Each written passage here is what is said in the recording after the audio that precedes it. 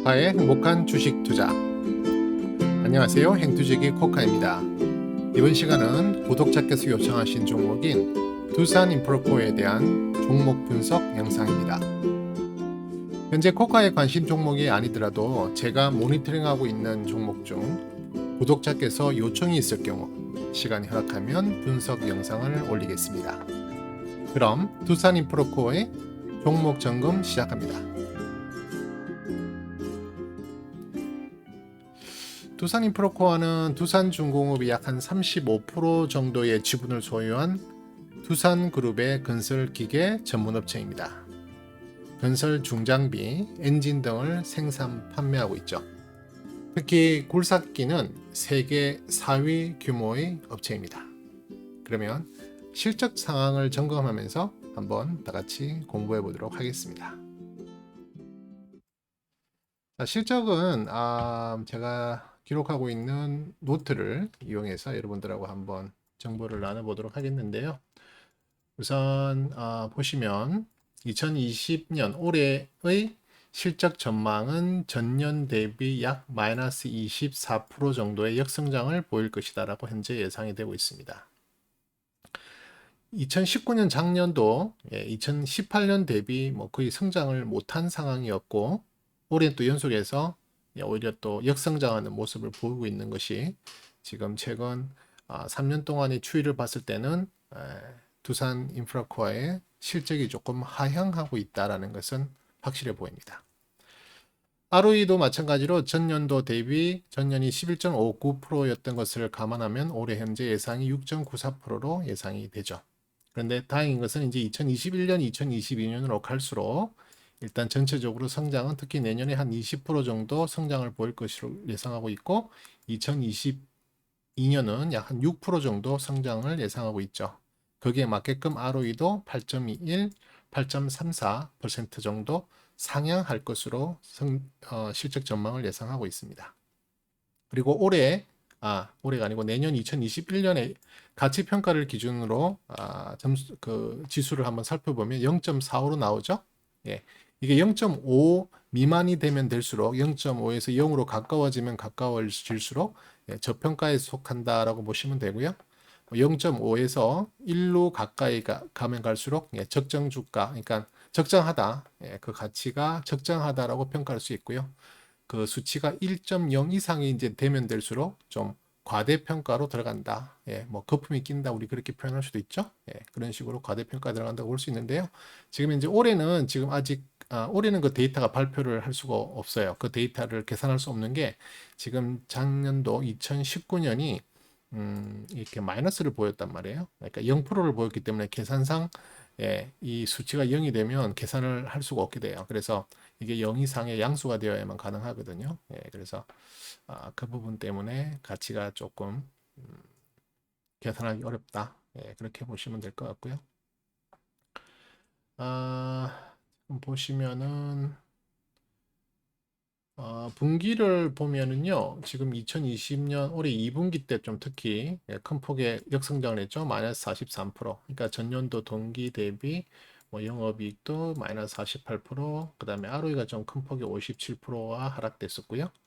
그다음에 매출도 마이너스 10% 정도 성장이 오히려 역성장하는 바람에 올해 2020년에 성장상에 좀 큰 영향을 주지 않았나 그렇게 볼 수 있고요. 대신에 이제 올해 지금 이번에 곧 발표될 2020년의 3분기, 그 다음에 올해 4분기, 내년 1분기는 그래도 조금 더 성장성을 담보하고 보여주는 실적 전망들이 나오고 있습니다. 그래서 YOY를 기준으로 봤을 때는 지금 현재 YOY가 마이너스 18% 정도 규모에 해당하는데요. 지금 올해 그러니까 작년에 올해 마이너스 24%가 내년에 20%에 이렇게 이제 옮겨지는 그런 중간 단계로 들어가죠. 왜냐하면 이제 이 YOY 누적에는 내년 1분기에 데이터가 들어가기 시작하거든요. 내년 1분기에 실적 전망이 들어가기 시작하면서 마이너스 24%였던 게 20%를 향해서 가는 거, 그거를 점검하는 거죠. 정말 제대로 가고 있는지 이 실적 전망, 연간 실적 전망을 좀 더 자세하게 보는 분기 실적 전망을 통해서 이 연간 실적 전망의 이 수치값들이 실적 전망들이 제대로 가고 있는가 그걸 이제 여기서 한번 확인해 보는 겁니다. 그래서 일단 마이너스 24%에서 점점 줄어들어서 내년까지 최종적으로 20%까지 가는 것이 정상적이다. 이 분기 실적으로 봤을 때 이 연간 실적을 믿을 수 있는 범위로 들어간다. 이렇게 보시면 되겠습니다. 그 다음에 한번 그 보실 게 컨센서스를 한번 봐야 되는데요. 컨센서스는 지금 현재 보시면은 총 6군데의 증권사가 이 두산 인프로코어를 대해서 지금 리포트들을 발표하고 있는데요. 제일 최근에 발표했던 건 10월 20일 날 DB금융투자에서 발표를 했어요. 발표를 했고 그래서 전체적으로 적정 주가라고 계산되어진 값은 7,950원 정도, 7,950원 정도인데 직전 적정 주가가 7,283원이었거든요. 그러니까 다소 그 목표 주가, 적정 주가가 좀 상향되었다 이렇게 볼 수 있을 것 같습니다. 그다음 뉴스들을 살펴보면은요, 지금 뭐 아시다시피 뉴스는 온통 두산 인프라코어 그 인수에 관련된 매각에 관련된 부분이겠죠. 지금 최근 뉴스를 확인해 보니까 뭐 현대중공업에 이어서 대기업 중에서는 GS건설까지도 인수의 의사를 밝히고 지금 적극적으로 뛰어든 모습을 보이고 있죠. 그래서 뭐 지금 뭐 총 6군데 정도가 그 인수에 관심을 보이는 것으로 되어 있는데요. 뭐 특별히 그 중에서 이제 현대중공업이라든지 GS건설 또 유진기업 등이 특히 더 관심이 있는 인수에도 관심을 가능성에 대한 관심을 지금 가지고 있는 분위기로 보여집니다. 두산 인프라코어는 어느 테마에 포함되어 있냐면은 건설 중장비 테마에 포함이 되어 있습니다. 보시면 이것도 제가 관리하는 테마 업종 분석 차트인데요. 이 그래프에 보면은 건설 중장비라는 거 제가 16군데의 종목을 이 테마 업종으로 분류해서 관리를 하고 있는데요. 현재 지금 다른 테마들에 비해서 뭐 특별히 부각된 아주 잘 나가는 그런 테마는 아니지만 그렇다고 해서 뭐 이렇게 역성장을 하고 있는 그러니까 역성장이 아니라 그 주가가 오히려 하락세를 보이고 있는 그런 테마나 업종은 아니다. 어느 정도의 힘을 보여주고 있다 이렇게 볼 수가 있겠고요. 전체적으로 한번 비교를 해보면 여기 제가 마크되어 있는 건설 중장비 이 부분이 보시면은 물론 다른 큰 테마에 비해서는 뭐 중간 정도에 위치하고 있다 이렇게 볼 수 있겠는데요. 그럼에도 한 가지 좋은 것은 지금 점점 그 추세가 상승으로 치닫고 있어요. 추세가 상승으로 치닫고 있다는 건 좋은 거죠. 그러니까 이게 20일 평균, 20일, 10일, 5일 평균이고 현재인데요.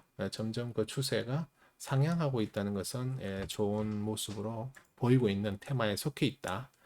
그렇게 볼 수 있겠습니다. 잠깐 순위를 봐도 순위는 대충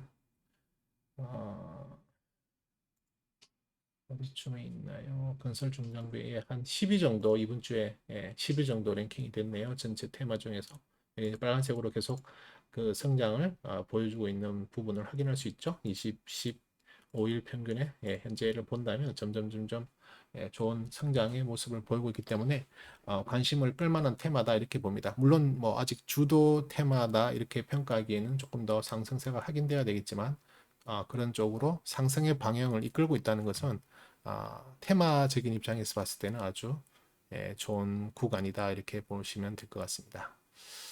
다음 이제 적정 주가를 한번 확인해 보면은요. 적정 주가는 이제 제가 계산한 방식으로 적정 주가를 여러분과 이야기를 하고 있는데요. 적정 주가 가기 전에 잠깐 연간 그래프들을 한번 볼게요. 연간 그래프를 보시면은 지금 여기에 있는 파란색 선, 이 파란색 선 이 선 있죠? 이 선이 지금 주가를 의미하는 선입니다. 주가를 의미하는 선인데 자세히 보시면은 이 두산인프라코어가 사실은 2017년, 2018년, 2019년 연속으로 3년 동안에 이 주가가 떨어졌죠. 주가가 이렇게 떨어진 모습을 분명히 보이고 있습니다. 그죠? 주가가 떨어진 모습을 보이고 있는데 그때 당시에 실적을 한번 보면 꼭 떨어지는 게 맞는지가 조금 이해가 안 가는 수준인 걸 확인할 수 있어요. 왜냐면 보세요. 매출액도 2017, 18, 뭐 19 이렇게 계속 상승세를 보이고 있죠. 그 다음에 EPS도 소량이지만 그래도 어느 정도 상승세를 보이고 있고요. 그 다음에 영업이익도 상승을 보였던 것 같아요. 그죠? 그런데 주가만 이렇게 지금 떨어지는 모습을 보였다는 거죠. 주가만 이렇게 떨어졌던 모습. 그렇다고 해서 전년도에 특별하게 두산인프로코아가 과하게 올라갔다는 흔적도 사실은 잘 보이지 않습니다. 예. 그러니까 시장에서 이 두산인프로코아가 실적이 오히려 올라가고 있는데 주가가 떨어졌다는 부분, 쉽게 말해서 프리미엄을 제대로 받지를 못했던 거예요. 프리미엄을 받지 못했다는 것은 그만큼 이 회사가 제대로 된 어떤 가치를 더 추가해서 인정을 못 받았다는 게 되죠. 그러니까 주가가 떨어지고 실적이 좋아지는데도 주가가 떨어지는 게 이제 그렇게밖에 해석을 할 수 없어요. 그러다 보니까 지금 올해를 또 보시면 재밌어지는 게, 올해는 반대로 영업 매출액과 영업이익과 EPS, 물론 전망치이기도 하지만 이게 지금 이렇게 떨어지고 있는데 주가는 보세요. 지금 다시 올라가죠.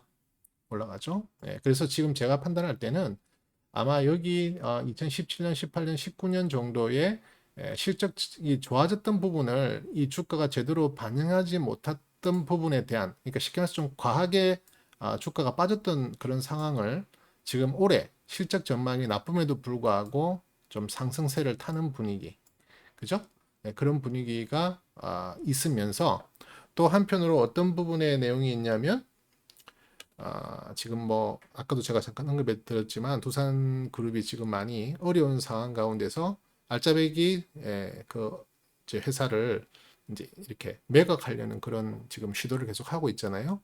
그러다 보니까 이제 이 두산인프라과의 인수에 대한 여러 회사들의 관심, 뭐 그런 것들 때문에 일종의 테마, 그러니까 인수에 관련된 테마가 좀 이렇게 붙으면서 그 영향을 받지 않았나 이렇게 생각이 됩니다. 이미 인수에 대한 부분은 지금 뉴스로 이렇게 발표되고 나온 지가 제법 됐잖아요. 뭐 최근에 이제 그 인수에 관심을 보이는 뭐 GS건설이 더 나타나고 이런 이제 점점 불이 지펴지고 있는 분위기도 있지만, 사실 그건 조금 이미 알려져 있던 그런 내용들이기 때문에 이미 주가에는 많이 반영되었다고 봤을 때, 지금 주가는 그동안 2017년부터 쭉 떨어졌던 그 부분에 대한 기저효과와 더불어 지금 그런 인수에 관련된 부분에 대한 어떤 매각에 대한 그런 테마에 좀 영향을 받고 주가가 올라간다라고도 볼 수 있을 것 같아요. 올해 분명히 매출, 영업이익, 또 EPS에 대한 전망은 좋지는 않거든요. 그러니까 그게 이제 좀 지금까지 많이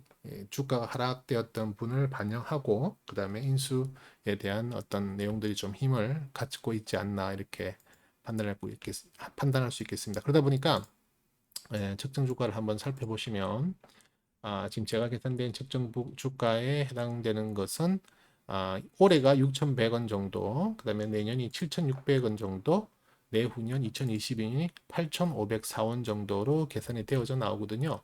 그러면 적정 주가를 차트로 보면 조금 더 이해가 빠르실 것 같아서 지금 보시는 화면은 두산인프로코어의 주봉 차트인데요. 이 주봉 차트에 보시면 제가 2022년 해갖고 1.10 이렇게 이제 기록을 해뒀는데요. 이게 지금 제가 오타를 쳤네요. 2022년 1.10이 아니고 0.73입니다. 0.73이에요. 쉽게 말해서 프리미엄을 1을 기준으로 해서 1보다 낮으면 이제 프리미엄을 덜 받는다라고 판단해야 되거든요. 그러니까 제 계산상에 보니까 두산인프로코아는 0.73으로 지금 계산이 되어 나오는데요. 실질적으로 어떤 기준 가격에 해당하는 주가가 오히려 0.27 정도에 해당하는 부분만큼의 프리미엄을 덜 받고 있다. 1에 대해서 한 73% 정도밖에 프리미엄을 못 받고 있다. 그렇기 때문에 조금 이 회사가 그렇게 사람들의 인기를 끌고 있는 그런 종목이다라고 보기는 좀 어렵죠. 그리고 지금 보시는 대로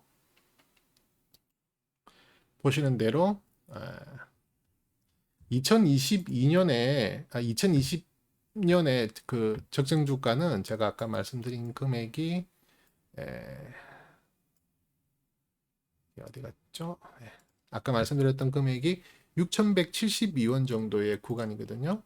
그래서 6,172원의 정도의 구간이고, 어,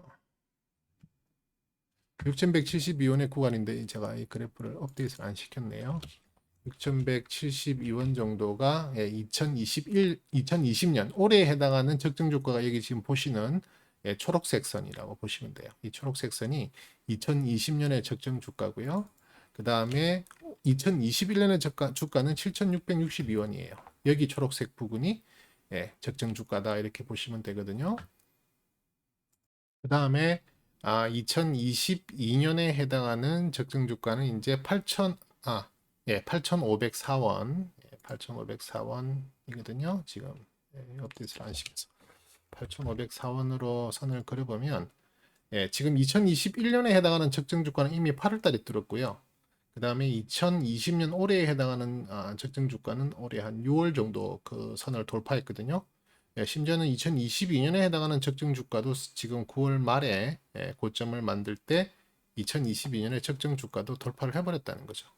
돌파를 해버렸기 때문에 지금 2022년의 그 최고치까지도 도달을 한, 물론 적정 주가 입장에서 최고치를 도달한 상황인데, 물론 2022년의 최고가에 해당하는 고점 밴드 상의 금액은 11,988원이거든요. 11,998원까지는 아직도 물론 이 주가가 계속 이어져 나가도 뭐 이상하지는 않다. 2022년의 입장이에요. 2022년의 입장에서 11,900원, 그러니까 뭐 거의 12,000원이라고 보셔도 되죠. 12,000원까지 가도 이상하지 않다. 지금으로 봐서 약 한 40%의 상승 여력은 있다라고 볼 수 있지만요. 이건 정말 두산인프로코아가 뜨겁게 핫해졌을 때의 상황을 말씀드릴 수 있는 반면에 지금 현재는 이미 적정 주가를 넘었다. 이렇게 보시면 될 것 같고요. 2022년에 저점 밴드는 5,479원입니다. 5,479원. 제가 죄송해요. 이걸 제가 업데이트를 안 시켜놨네요. 4,936원. 네. 그래서 5,479원 이 구간이 2022년의 저점이에요. 2022년에 실적으로 봤을 때는 이 밑으로 떨어지는 것은 정말 이해를 할 수 없는 수준이다 하는 그 바닥의 금액대라고 보시면 되고요. 그 다음에 2021년은 4,936원 정도까지도 저점 밴드가 잡혀 있는 상황입니다. 제가 이 적정 주가를 설명드릴 때 항상 빠뜨리지 않고 말씀드려야 되는 게 뭐냐면 이 적정 주가라는 것은 제가 여러 가지 팩터를 가지고 이 계산을 한 그런 적정 주가거든요. 이 적정 주가는 여러 가지 팩터를 가지고 계산이 되는데 이 적정 주가에 너무 큰 신뢰나 또 믿음을 가져서는 안 된다는 걸 말씀 우선 드립니다. 이 적정 주가라고 하는 것은 말 그대로 이 실적에 있는 수치만 가지고 이 평가를 한 거기 때문에 그냥 참고 정도의, 그 다음에 지금 현재 위치가 어느 정도인가 참고로 정도 하는 정도 수준이지 이 자체를 가지고 너무 크게 믿고 가면 안 된다. 우리가 왜 정권사에서 리포트 발표하잖아요. 리포트 발표할 때 걔네들이 항상 목표 주가 또는 적정 주가를 발표하잖아요. 제가 아까 컨센서스 이야기할 때 지금 정권사들 6군데에서 발표한 평균이 얼마였죠? 7,950원이었거든요. 그러니까 7,950원이면 대충 한 이 정도 레벨이라고 봐야겠죠? 7,950원이면 뭐 이 정도라고 한번 선을 그어 볼게요. 이게 지금 그 정권사들이 예상하고 있는 적정 주가예요. 이미 정권사들이 추정하고 있는 적정 주가도 사실은 지금 이미 돌파되어 있는 상황이거든요. 그러니까 이게 한 군데에서만 실적 발표하는 게 아니에요. 예를 들어서 신한금융투자 같은 경우에는 적정 주가를 10,000원까지도 보고 있는 반면에 뭐 삼성증권 같은 경우에는 적정 주가를 7,000원으로 보고 있거든요. 뭐 하이투자증권은 6,500원까지도 보고 있네요. 그러다 보니까 이거에 대한 평균이 7,950원이에요. 마찬가지로 이 정권사의 적정 주가 또는 목표 주가도 우리가 그냥 참고만 할 내용이지 이걸 진짜로 적정 주가 또는 목표 주가로 믿고 거래하시면 위험하죠. 왜냐하면 이 적정 주가는 여러 가지의 뭐 주가라든지 또는 뭐 ROE라든지 뭐 EPS, BPS 또 그동안의 역사적인 어떤 그 기저효과 이런 것들이 다 포함돼서 들어가 있기 때문에 주가가 변동하거나 실적이 변동을 하면 이 적정 주가도 같이 변동을 해요. 이게 하나로 픽스되어 있는 게 아니에요. 현재 2022년에 적정 주가가 8,504원이라고 해서 이 8,504원이 계속 있는다는 개념이 아니거든요. 만약에 실적이 더 좋아지면 이 적정 주가도 더 올라갈 수 있고요. 반대로 떨어지면 더 내려갈 수도 있는 부분이기 때문에 현재 입장에서 그렇다. 그렇다면 현재 입장에서 두산인프라코아는 적정 주가보다 좀, 그러니까 2022년에 실적을 끌어왔는데도 불구하고 그보다 더 높은 위치에 있다는 것은 두산이프로커가 좀 많이 올랐네 하는 정도의 참고 사항이라고 볼 수 있는 거예요. 근데 제가 아까 말씀드렸었던 그 실적 구간에서 보시면 그 2022년에 가치, 2021년 내년에 가치 평가를 0.45로 보고 있잖아요. 0.45로 제가 본다고 한 그 말은 뭐냐면 0.5가 0.5 밑으로는 실질적으로 그 적정 주가보다도 점점 더 싸진다는 걸 감안한다면 2021년이면 7,662원이거든요. 적정 주가가. 그런데 지금 그 0.5 미만이었잖아요. 싸야 되는데 지금 가격이 더 비싼 걸로 보이잖아요. 그것도 돌파했기 때문에. 그러니까 엄밀히 말해서 여러 가지 지표에 따라서 이 적정 주가 계산이나 이런 게 조금씩 달라질 수 있기 때문에 그 자체 하나를 너무 믿는 것은 위험하다. 하지만 충분히 참고로 사용해도 될 만한 어떤 또 그런 경험치의 자료들은 또 제 개인적으로 가지고 있기 때문에요. 예, 그런 부분에서 그냥 참고 사항으로 제가 같이 설명을 드리는데요. 일단은 현재 2022년에 적정 주가를 돌파한 상황이다 정도까지만 이해를 하시면 될 것 같고, 그게 결국 조금은 두산 이프로코아가 비싼 가격대로 형성되어 있다라고도 보실 수 있다 정도의 참고 사항으로 보시면 될 것 같습니다. 기술적으로 잠깐 보시면요, 주봉상에는 지금 제가 제일 항상 중요하게 여긴다고 했던 게 뭐죠? 바로 12주선이죠. 12주선은 제가 노란색 선호를 이용하고 있는데요. 이 12주 이동평균선 위에 있기 때문에 두산인프라코아는 가격적으로 어떤 추세가 무너져 있는 상태라고는 말을 할 수 없어요. 그러니까 아직은 좋은 단계에 있지만 그 다음 이동평균선을 보는 게 제가 뭐냐면 여기 핑크색으로 되어 있는 핑크색으로 되어 있는 선이 있는데 그게 4주 이동 평균선입니다. 이 4주 이동 평균선은 이제 단기적으로 추세가 어떠냐, 최근의 추세가 어떠냐를 보는 거거든요. 근데 이제 지난주부터 이 4주선을 무너뜨려 버렸거든요. 무너뜨렸고 이번 주에는 이번 주 주간에는 이렇게 오히려 지난주 고점을 돌파하는 정도까지 상승세를 보이다가 이번 주에 후반에 이렇게 좀 밀려버리는 그런 양상을 보여버렸거든요. 다시 말해서 심지어는 사주선도 회복을 못했던 그런 지금 주가 상황이 돼버렸어요. 그러다 보니까 조금 이게 사주선의 회복을 이번 주에 해줬으면 참 좋았을 텐데 해주지 못한 건 좀 아쉬운 일이지만 그래도 주 중에 고점을 돌파했던 모습을 보였다는 것 자체만으로 해도 길을 좀 터놨다. 뭐 그렇게도 해석을 할 수 있는 부분이라서 뭐 그렇게 나쁘게 보지는 않은데 이제 이 다음 주가 상당히 중요해요. 다음 주에 이 사주선을 완전히 회복하는 상승세를 보이고 들어가 주느냐라는 것이 상당히 중요합니다. 마찬가지로 이 보스티안 지수도 지금 아직은 데드가 나 있는 상태죠. 데드는 지난 9월 말에 이미 데드가 났어요. 났고 지금 계속 흘러내리는 모습을 보이고 있거든요. 그러니까 세력들이 어떤 강한 그 유입을 그러니까 매수를 하지 않고 있다라는 모습을 볼 수가 있어요. 모습으로 판단할 수 있어요. 그렇기 때문에 다음 주에 지금 현재 이 보스티안 지수가 골든이 나주는 형태가 나와줘야만 계속해서 이 상승의 탄력을 이어갈 수 있는 그런 분위기로 반전을 할 수 있다. 이렇게 평가를 할 수 있을 것 같습니다. 그 다음에 일봉상 잠깐 보시면은요. 네, 일봉상을 잠깐 보시면 일봉상에는 제가 항상 먼저 기준으로 삼는 게 뭐냐면은 우선 이 종목이 어떤 상태냐, 상태가 어떤 상황이냐는 걸 먼저 제가 본다고 했죠.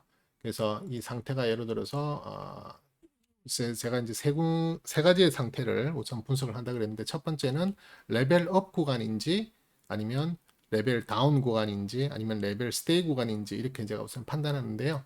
사실상 두산 인프라코아는 9월 말경에 이렇게 레벨업 구간을 만들었어요. 레벨업 구간을 만들었거든요. 이때 강하게 상승을 보였죠.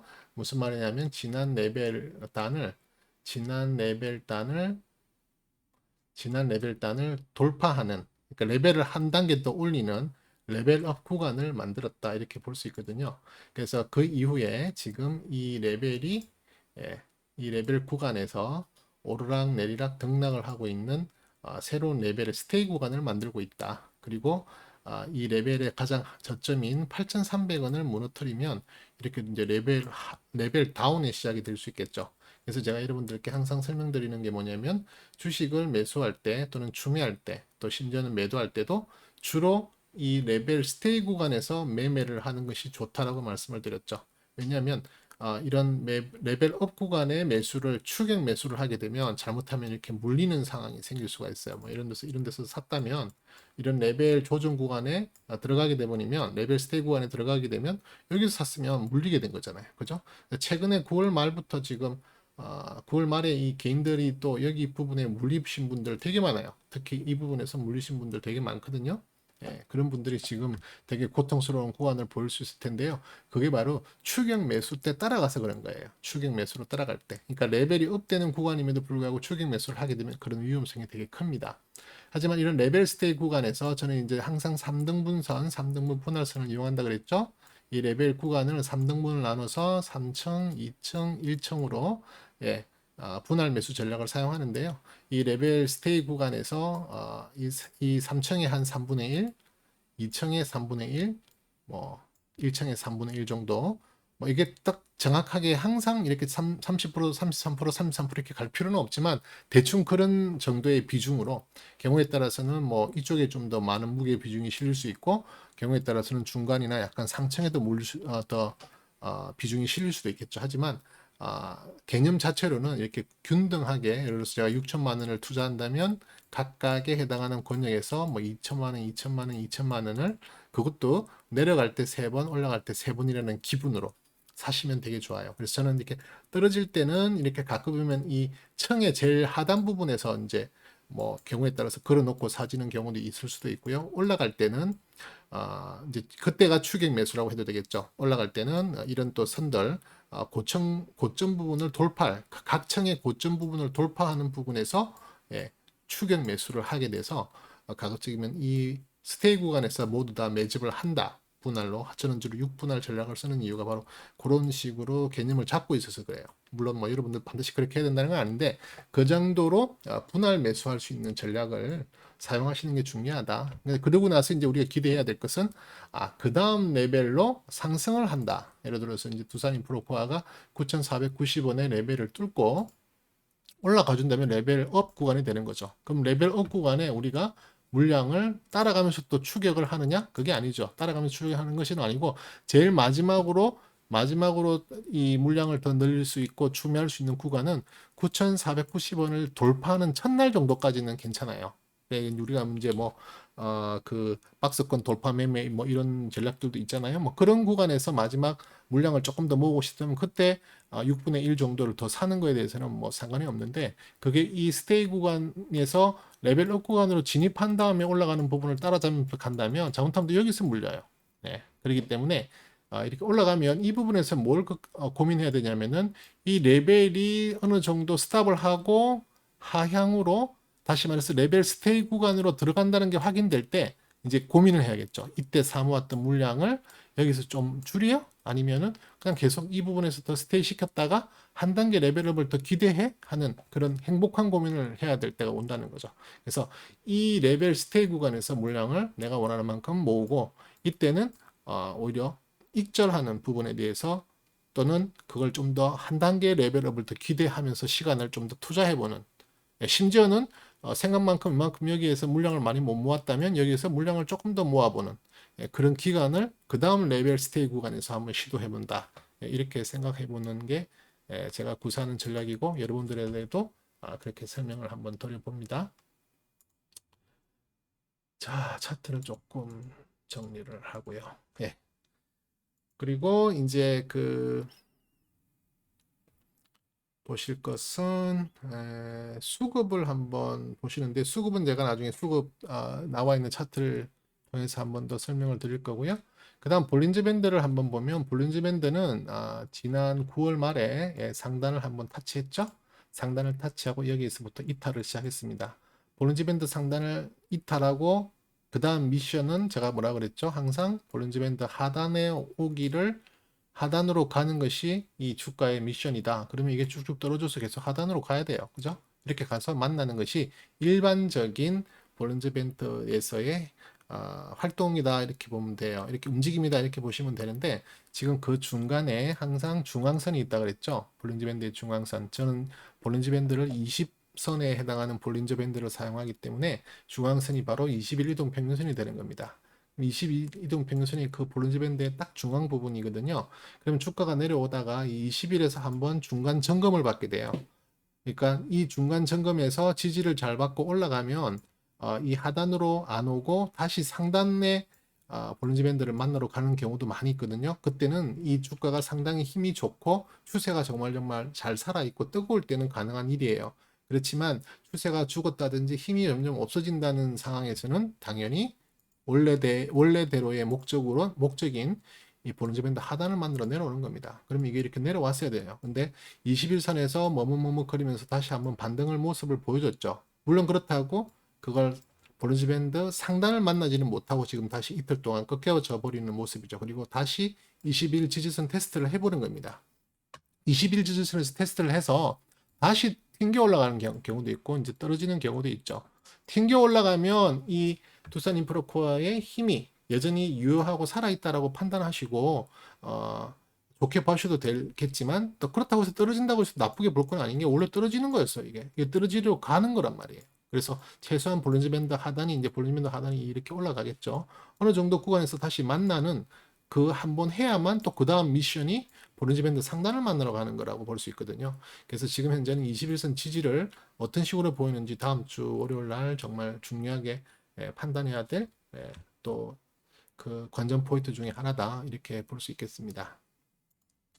일목균형표상은 지금 현재 선행 스팬 2, 1, 2는 지금 이렇게 양운을 발생시키고 있죠. 선행 스팬 1, 2는 이렇게 양운을 발생하고 있기 때문에 좋은 모습, 좋은 상승의 모습의 기운을 보이고 있다고 하는데 지금 이제 조금 안 좋은 건 그 1과 2의 간격이 지금 되게 좁아져서 잘못하면은 조금 더 떨어지면 오히려 그죠? 어떤 모습이겠죠? 다시 음운으로 들어갈 수 있는 그죠? 크로스가 나버리는 데드 크로스가 나버리는 그런 상황이 발생할 수도 있기 때문에 그것 또한 지금 되게 중요한 기로에 있어요. 지금 두산 인프라코어를 보유하고 있으신 분들은 되게 중요한 기로에 있다 이렇게 보시면 될 것 같고요. 우행 스팬은 제가 더 많이 중요하게 본다 그랬죠. 우행 스팬만 봐서는 여기 일봉의 가격대 위에 있기 때문에 현재는 추세적으로는 전혀 문제가 없어요. 그리고 이렇게 내려온다면 이 가격대가 결국에는 강력한 지지의 라인이 될 수 있다는 거죠. 그래서 이렇게 왔었더라도 지지를 잘 받고 올라가 준다면 다행인데요. 여기 높은 급상승의 벽이 하나 있다는 게 자칫 잘못하면은 이렇게 따라서 같이 올라가 줄 수 있는 급등이 한번 나와줘야 되겠지만 그게 아니라면 뭐 어쩔 수 없이 자동적으로 밖으로 이탈해 버리는 쉽게 말해서 가격대 하단으로 나오는 경우가 될 수 있겠죠. 그러면 다시 이 가격대를 뚫고 올라가야 한다는 새로운 저항을 만들어 버리기 때문에 이 저항을 잘 뚫고 올라가면 다행이겠지만 그렇지 못하면 이제 안 좋은 방향으로 흘러내릴 수도 있는 가능성도 분명히 이 일목균형표상에서는 확인할 수가 있습니다. 그래서 다음 주가 정말 중요한 한 주다 이렇게 보시면 될 것 같고요. 추세선은 여러분들이 여러 방법으로 추세선을 걷는데요. 저는 주로 이제 추세가 이렇게 하락할 때는 그 음봉의 가장 고점과 고점을 연결하는 추세선을 걷습니다. 이런 식으로 추세선을 그어서 이 주가가 이 추세선을 잘 돌파하는지 여부를 한번 확인해 볼 필요가 있겠죠. 그러면 이번에 만들어지려고 하는 이 추세를 하락 추세를 이탈하고 상향으로 올라가는 그런 모습을 본다 이렇게 확인할 수 있겠습니다. 그 다음에 한번 볼 게 뭐냐면요. 스토캐스틱, 저는 이제 에너지 차트라고도 부르는데요. 이 스토캐스틱 차트를 잠깐 보시면 저는 스토캐스틱을 총 네 군데를 네 가지를 사용을 합니다. 그래서 제일 위에 있는 스토캐스틱을 일간에 해당하는 거 주간, 월간, 연간으로 이렇게 해석을 하는데요. 지금 현재 보시면 이 네 가지 중에서 가장 중요하게 보는 게 저는 이 주간에 해당하는 스토캐스틱이에요. 이 주간에 해당하는 스토캐스틱이 지금 지난 10월 초에 데드가 발생했거든요. 그래서 지금 줄줄줄줄 흘러내리는 모습. K 값이 줄줄 흘러내리고 그 K 값의 평균이라고 볼 수 있는 시그널 선도 함께 쭉쭉 떨어지고 있어요. 그래서 지금 어느 정도 과매도 구간인 33% 정도를 지금 뚫고 내려가기 시작하고 있는 부분이 보이거든요. 30% 정도. 이렇게가 떨어지면 이제 과매도 구간이 되는데요. 이 부분까지 떨어지면 어떻게 생각하면 위에서 많이 떨어졌구나 생각할 수도 있는 생각할 수도 있겠지만 오히려 또 한편으로 생각하면 이 과매도 구간에서 만약에 옆으로 누워져 버리면 이 주가는 상당히 많이 떨어질 수 있는 가능성이 높아져요. 그래서 그걸 돌릴 수 있는 유일한 방법이 뭐냐면 이 일간에 해당하는 스토캐스틱 있죠. 이게 힘있게 팡팡 올라가줘서 이게 과매수 구간으로 들어가줘야 돼요. 뭐 한 80 이상으로 쭉쭉 들어가서 거기서 좀 스테이 기간 오래 해줘야 이게 다시 돌아서 최소한 50이라도 돌파해주는, 이게 최소한 50 이상이 돌파되어줘야 상승력이 좀 강한 상승력이 나오거든요. 뭐 장대 양봉도 나올 수 있고 하는 그런 조건들이 맞춰질 수 있는 분위기가 바로 이 스토캐스틱 지표상 50% 선을 넘는 경우가 가능하고, 또 그 전에 반드시 골든이 나야 되는 그런 게 좋거든요. 그래서 뭐 지난번으로 봤을 때는 이런 구간을 시작해서 골든을 구간 시작해서 50을 넘기는 이 선까지 주가 지수는 많이 올라갈 수 있는 거고, 이때도 그런 모습을 좀 보였죠. 그러니까 이런 모습에서 큰 장대 양봉이나 이런 것들이 출현할 수 있는 가능성이 많다. 그렇게 보시면 좋거든요. 그래서 우선은 이 일간에 해당하는 에너지가 빨리 좀 정신을 차리고 위로 올라가줘야 이 주간이 더 이상 하락하는 것을 멈추고, 이제 뭐 과매도 구간까지 한번 들어갔으니 이제 올라가도 뭐 이상하지는 않은 구간이거든요. 그러니까 사이클상은 내려왔으니 이제 올라가는 게 당연한 거죠. 그러니까 그런 부분을 한번 기대할 수도 있는 상황이지만, 현재 상황만 봤을 때는 주간에 해당하는 스토캐스틱이 정말 좋지 않은 모습을 보이고 있고요. 그 다음에 이제 월간도 사실상 지난주 정도부터 약간 안 좋은 모습을 지금 데드 크로스를 발생시켰죠. 아주 장기적인 선인 연간선은 아직도 뭐 좋은 모습을 보이고 있지만, 특히 주간을 많이 좀 지켜봐야 한다. 네, 이렇게 보고 싶습니다. RSI, CCI는 뭐 제가 그렇게 중요하게 여기는 보도 지표는 아니지만, 어쨌든 이것도 봤을 때는 지금 지난 금요일 날 다 데드 크로스가 나서 조금 힘의 세기가 안 좋은 방향으로 갈 수 있겠다라는 좀 그런 기운이 느껴지죠. 네, 별로 안 좋은 모습이긴 합니다. 그 다음에 이제 수급 차트인데요. 수급을 보면 참 재밌는 게 이 두산 인프라코아는 참 개인들이 정말 많이 가지고 있구나, 이렇게 판단할 수 있습니다. 특히 9월 중순 이후에 개인들의 물량이 급하게 되게 늘었어요. 근데 이 급하게 이 물량이 늘어난 것에 의해 주가가 올라갔어요. 예. 보통은 원래대로라고 치면은 주가가 많이 올라갈 때는 개인들이 끌어올리는 일은 잘 없어요. 개인들이 끌어올리지 않고 외국인이나 기관 같은 메이저 주체들이 좀 끌어올린다, 이렇게 봐야 되거든요. 근데 개인들은 물량이 늘 때 언제 넣냐면은 주가가 떨어질 때 오히려 개인들이 그 주가를 좀 싸다라고 받아주면서 물량이 늘어나는 경우는 많은데요. 이때는 재밌게 개인들이 이렇게 끌어올리고 저기 매수를 하면서 주가가 끌어올라갔다, 이렇게 판단하는데요. 이게 지금 3월달 이후에 개인들의 주식 참여가 많아지면서 이런 종목들을 심심치 않게 많이 발견할 수 있어요. 그러니까 특히 4월, 5월, 6월 이렇게 정말 급상승을 보였던 그런 구간에 대부분 종목들을 보면 개인들이 상당히 많이 끌어올렸어요. 오히려 기관이나 외국인은 팔았던 뭐 그런 기간. 그러니까 참 평소에는 오랜 동안 제 경험으로 봤을 때도 평소에는 보기 어려운 그런 매수 형태를 보이는 거죠. 지금 두산인프라코아도 그 중에 한 좋은 예가 될 수 있을 만큼 개인들이 지금 상당히 많은 물량을 모았다. 모으고 지금 어느 정도 그 선을 유지하고 있잖아요. 그 반면에 그 물량을 사모을 때 오히려 외국인과 기관, 특히 이제 기관 중에서는 연기금이 조금 연기금이 아니라 금융 투자가 좀 많이 매도세를 보였죠. 어떻게 보면 이 사람들은 이 사람이랑 이 매수 주체들은 이때 오히려 뭐 익절을 했다, 뭐 이렇게 판단해야 될 부분인 거죠. 이 수급만 봤을 때는 그렇다는 거죠. 그래서 지금 같은 경우에 최근에 이제 조금 연기금 쪽에서 조금 물량이 수급이 들어오고 있는 모습을 보이고는 있는데요. 연기금이 조금 이렇게 매수에 지금 가담하는 모습을 보이고 있죠. 연기금이 조금 가담하는 매수를 보이고 있고, 뭐 외국인이나 나머지 기관들은 어떤 방향성을 보이지 않고 있다, 이렇게 볼 수 있기 때문에 이 연기금이 조금 잘 받쳐주기를 기대하는 마음으로 지금 이 두산인프라코아 종목을 가지고 계신 분들은 한번 지켜봐야 될 수도 있을 것 같습니다. 그리고 이제 DMI 지표를 보면, DMI 지표는 그동안 두산인프라코아가 가격 탄력이 좋았기 때문에 계속 이렇게 골든 상태로 유지가 되고 있죠. 그래서 이게 아직까지 무너지기에는 조금 더 갭이 남아 있기 때문에 아직까지는 뭐 크게 우려될 만한 수준으로 턴어라운 했다. 그러니까 밑으로 하방으로 턴어라운 했다라고 보기는 조금 무리가 아직은 있어요. DMI 지표의 입장에서 그렇다는 거죠. 그렇게 보시면 될 것 같고요. 그 다음에 그 외에 뭐 OBB나 MFI, 거래 대금이나 거래량에 해당하는 보도 지표인데요. 이 부분에도 뭐 저는 크게 뭐 중요도 있게 보는 보도 지표는 아니지만 그냥 한번 점검하는 차원에서 이렇게 확인을 하는데요. MFI 같은 경우는 조금 거래 대금 쪽으로는 조금 이렇게 뭐 좋은 모습을 보이고 있지만 OBB는 조금 거래량 쪽으로는 조금 골든의 모습, 데드의 모습을 보이고 있다. 뭐 이렇게 보시면 되겠는데 저는 이 두 지표는 크게 참조를 하는 편은 아닙니다. 오히려 크게 참조하는 편은 바로 이 헤이킨 차트인데요. 헤이킨 차트 상에 지금 어떤 추세를 읽어볼 때는 지금 지난 금요일 날좀 하락하는 모습을 보이면서 조금 안 좋았는데요. 그럼에도 불구하고 아직까지 일봉상 뭐 골든 저기 매도 사인이 발생한 건 아니에요. 아직까지는 매수 사인이 있고요.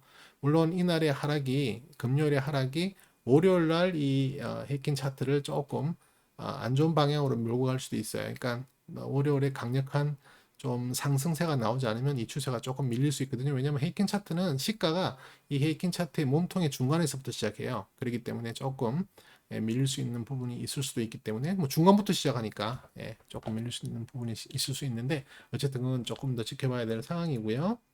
그 다음에 주간에 해당하는 헤이킨 차트도 지금 약간 하락세를 보이고 있지만 아직까지도 이 지난 양봉의 시가 부분을 유지하고 있기 때문에 아직까지는 뭐 데드가 났다라고 볼 수 없고 그냥 현재 상승 기류를 타고 있다. 그 중에서 조금 조정을 받는 정도의 수준이라고 볼 수 있죠. 그래서 이것 또한 다음 주가 상당히 중요한 기로에 있다 이렇게 보시면 될 것 같습니다. 그 다음에 매물 부담을 한번 보면은요. 자, 매물 부담 차트를 한번 열어보면 매물 부담은 지금 전체적으로 봤을 때 두산인프로코아는 여기 정말 고점에 몰리신 분들 많네요. 정말 고점에도 이게 얼마입니까? 4만 천 원대의 물량을 가지고 계신 분들도 있네요. 물론 뭐 많지는 않지만 0.932%이지만 어쨌든 지금 현재 가지고 있는 지금 현재 주가로 비교했을 때 지금보다 더 비싼 가격의 물량을 보유하고 있는 분들이 계산상 약 한 47.57%. 그러니까 무슨 말이냐면은 여기에 해당하는 금액의 주가를 갖고 있는 게 전체의 47%에 해당하는 분들. 한편으로 말하면 정말 많은 분들이 몰려 있다. 쉽게 말해서 전체 두산인프로코아라는 주식을 갖고 있는 사람 중에 10명 중에 거의 5명이 다 지금 손해를 보고 있다. 이런 상황인 거예요. 그렇기 때문에 이분들은 다 어떤 마음이냐? 자기 가격에만 오면은 팔고 싶어 하는 본전 심리가 내재가 되어 있는 그냥 다 가지고 있는 그런 분들이잖아요. 그렇기 때문에 이게 올라갈 때마다 참 이런 매물대를 뚫는 게 쉽지는 않을 수 있는 좀 매물대 상단 매물대가 많이 있다 이렇게 보시면 되고요. 그 대신에 또 지금 현재 가지고 있는 지금 현재 이 가격대가 가장 많은 보통은 그 현재 가격대가 가장 많은 그 매물 그 보유를 하고 있는 구간인 건 대부분 그런 경우는 상당히 많이 있긴 해요. 하지만 지금 이 두산인프로카는 특히 이 부분에 현재 보유하고 있는 지금 이 가격대에 보유하고 있는 분들이 많네요. 참고로 이 칸 하나하나 한 단계 한 단계의 그 평균은 이게 지금 20단계이기 때문에요. 20단계니까 이걸 100%로 본다면은 한 단계가 한 5% 정도가 평균이거든요. 지금 이 가격대는 23.62%를 갖고 있으니까 많은 분들에게 지금 보유를 하고 있다. 두산인프라과 제가 이 영상 올리면 참 관심 가지실 분들이 되게 많을 것 같은데요. 지금 워낙 많은 분들이 보유하고 있고 그 많은 분들이 보유하고 있는 또 와중에 개인들의 비중이 높은 편이기 때문에 외국인들은 지금 비중이 정말 낮아요. 3.37%밖에 안 되거든요. 왜냐하면 두산인프로코아는 배당을 주는 회사가 아니다 보니까 외국인들은 기본적으로 배당 안 주는 회사에는 그렇게 매물 비중을 매매 비중을 많이 갖고 있지 않아요. 그렇기 때문에 외국인들은 많이 물량이 없어요. 그러니까 대부분 기관 아니면 개인인데 특히 개인이 물량이 많을 수 있겠다. 인기가 좋은 영상이 될 수도 있겠다. 이렇게 판단이 되겠습니다. 어쨌든 종합적인 것으로 보면요. 자, 지금 다시 제가 주봉 화면으로 돌아가서 한번 설명을 종합적으로 이야기를 해보자면 지금 두산인프로화의 실적만 놓고 봤을 때는 거의 싼 가격은 아니다라고 볼 수 있겠습니다. 싼 가격은 아니지만 지금 뭐 가장 그 알 수 없는 그 어떤 상황이 뭐냐면 바로 이거 이제 두산인프로화의 매각 절차거든요. 누가 인수해 주느냐, 뭐 현대중공업이 인수해 주느냐, GS건설이 인수해 주느냐, 아니면 기타 다른 기업이나 컨소시엄에서 인수해 주느냐에 따라서 이 두산인프로화의 향방이 많이 이 미래의 모습이 많이 달라질 수 있거든요. 그러니까 그런 부분에 대한 득과 실에 대해서 주가가 엄청나게 크게 요동칠 수 있는 확률이 있는 그런 종목이 될 수 있어요. 그래서 저는 개인적으로 리스크가 좀 크다고 보는 종목이라 그런 테마가 있을 때는 뭐 오히려 정말 화끈하게 먹을 수 있는 그런 기회도 되지만 또 반대로 화끈하게 잃을 수 있는 그런 기회도 될 수 있는 그런 상황을 만들 수 있는 그러니까 리스크가 좀 높은 이런 상황이 되기 때문에 그런 리스크를 잘 즐기고 대응을 빨리 하실 수 있는 분이라면 문제가 없지만 그런 게 아니라면 지금 주가는 그렇게 싼 편은 아니다라는 건 확실해요. 그렇기 때문에 자기들이 지금 언제 뭐 어느 정도 물량을 제가 가지고 있는 모든 개인들이 다 다르기 때문에 그냥 참고상으로 설명드릴 수 있는 건 조금 높은 위치에 있다는 건 맞는 것 같고요. 대신에 지금 고점에서 조금 물리신 분들, 최근 고점에서 물리신 분들은 레벨 마지막이 8,300원이니까요. 8,300원을 지지해주는 부분을 한번 연구해 보시고 또 이 8,300원에 가까울수록 만약에 매매 비중이 낮다면 이때까지 오히려 물량을 조금 늘려 보시고 8,300의 지지를 이용해서 한번 더 평단가를 낮추고 또 오히려 심지어는 좀 상승의 기운을 맞아서 이익을 보고 나올 수 있으면 좋겠네요. 그런 중요한 위치가 8,300원 정도 구간이다. 이렇게 말씀드릴 수 있겠습니다. 사실 두산인프로코어는 제가 관심 종목에 두고 있는 종목이 아니에요. 그러다 보니까 제가 막 깊이 있게 계속 모니터링을 하지는 않는 종목인데 그래도 제가 이렇게 한 200여 개 되는 전체적으로 한 200여 개 되는 종목들을 거의 꾸준히 이렇게 실적 체크 같은 걸 하는데요. 그 중에 포함되어 있는 기업이긴 해요. 아주 예전에 또 거래를 했던 기업이기도 하고요. 하지만 지금 관심 종목이 아니라 조금 정보가 부족할 수는 있겠지만 일단 제가 점검한 사항 또 제가 확보한 내용을 여러분들께 공유한 부분 여기가 다고요. 여러분들 이 종목으로 많은 수익 내시고 또 좋은 그런 공부가 되었던 시간이 되었으면 좋겠습니다. 마지막으로 항상 부탁드리는 것은 보시고 구독과 좋아요 잊지 마시고요. 또 그래야 제가 계속 힘받고 열심히 여러분들과 같이 공유할 수 있으니까요. 네, 그렇게 해주시면 감사하겠습니다. 지금까지 코카였습니다. 감사합니다.